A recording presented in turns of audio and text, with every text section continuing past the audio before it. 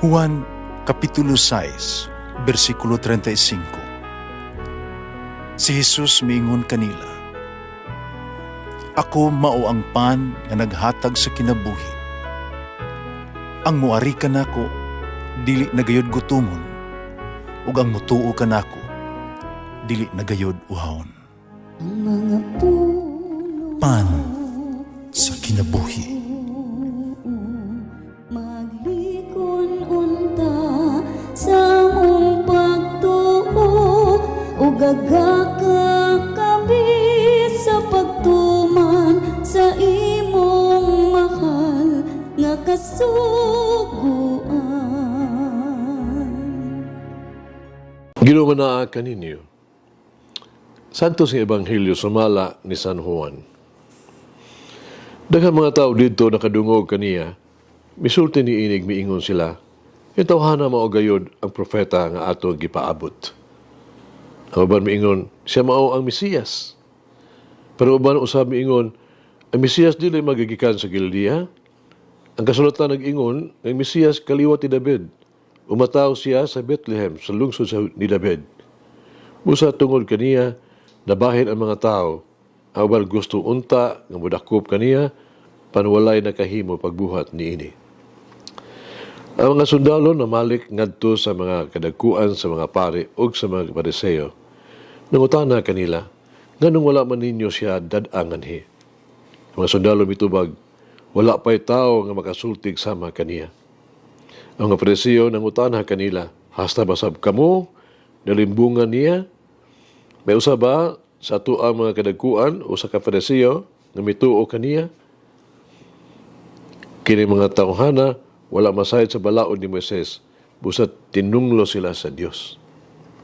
Sinikudimo usa sa mga Pariseo, nagkikita kang Jesus kaniadto, mingon kanila, sumalas tong balaod, dili kita makahukom ug sad-an ang usa ka tawo, di pa nato siya mahusay o maila kung unsa iyang nabuhat. Sila mitubag, tagagaliya ba usab ikaw? Nan, pagtuon sa kasulatan, umasayran mo nga wala pagayoy propeta nga gikan sa Galilea.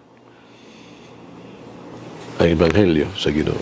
Pasalamati ang Ginoo kay siya maayo, ang iyang gugma mulungtad hangtod sa kahangturan. Pasalamati ang Diyos sa tanang mga Diyos, ang iyang gugma malungtaron. Pasalamati ang Ginoo sa mga Ginoo, ang iyang gugma malungtaron.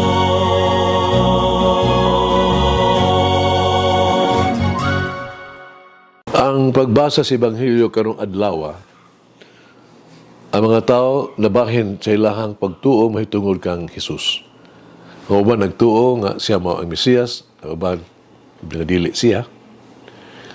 Gikan sa ato ang panalantaw isip Kristohanong magtutuo, bituo kita nga si Jesus mao ang Mesiyas.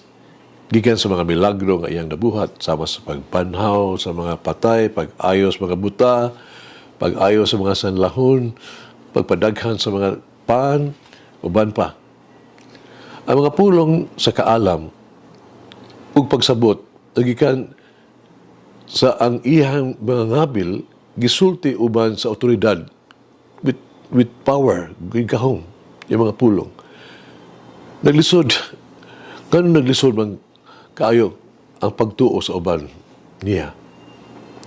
Ang usa ka tin-aw nga tingali, mao nga sila adunay nahunahunaan nga daan ng ideya kung unsa gayod ang Mesiyas para nila. Pananglitan, naguna sila, nga Mesiyas, may sama ba kang Hari David ba? Usa kang magugubat, nga pagawas nila silang kaulipnan, no? Yung magmando na sa kalibutan. Kini ang hunahuna sa usa ka Mesiyas, hingpit nga lahi kaayo kung kinsa gyud si Jesus. Usa lang siya ka panday nga nagwali nga mangkatawhan makikugmaay. Kita kinahanglan magkaamgo Dili nato ibutang ang Dios sa usa ka kahon ba. Usa lamang ka konsepto ideya. Ang Dios kanunay nga dili gyud masabtan. Kaya tuagong mga unang-una, dili man maong iyang unang-una. Yang ang inyong atong mga dalan, iyang dalan. Puong paniho ba? Hinundom ko sa istorya sa usa ka professor. Siya dunay spiritual director nga gitawag bakla. Pag gusto nga mahimo siyang usagil nga tinuog nga lalaki. Sa kadlaw nagkikita siya sa professor, no?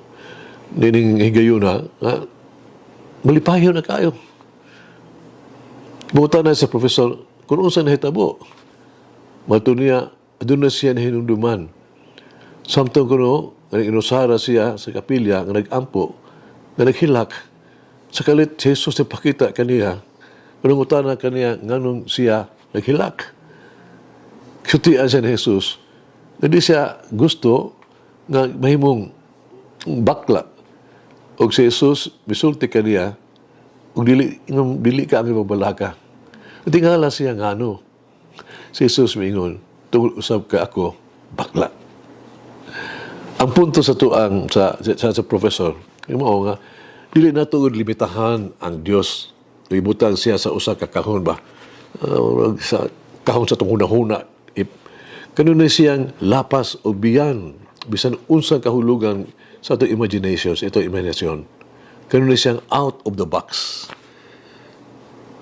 Manigsoon, nag-ampo kita. May gumaon nga Diyos. Sa sagradong panahon sa Kwaresma, paduula ako kanimo. Pag-andam usab sa lugar sa ako ang balay, kasing-kasing alang sa kilong upang inusara. Aro ako makaplagan pag-usab ang grasya sa usa ka puno sa pag-ampo sa kinabuhi. Tabangi ako sa pagpuasa gikan sa mga butang na naghulga sa kaayuhan sa lawas o sa kalag ug pagpahinumdumi ako sa grasya sa kaayo. Padaka ko ang kasing-kasing haro ako makahatag sa ginahanglan o sa pagbuhat sa ingon mga kaplag pag-usab sa grasya sa pasalamat sa pagkamagihatagon. Hinaot nga kini nga panahon sa mahimong usa ka panahon sa puno sa grasya haro mapuka usab ang akong gugma ug pagtuo kanimo. Amen. O Mary, help me stand firm in the face of persecution and always remain in trust. Lagi ng Diyos magagawang sa tanan, Amahan na Espiritu Santo. Amen.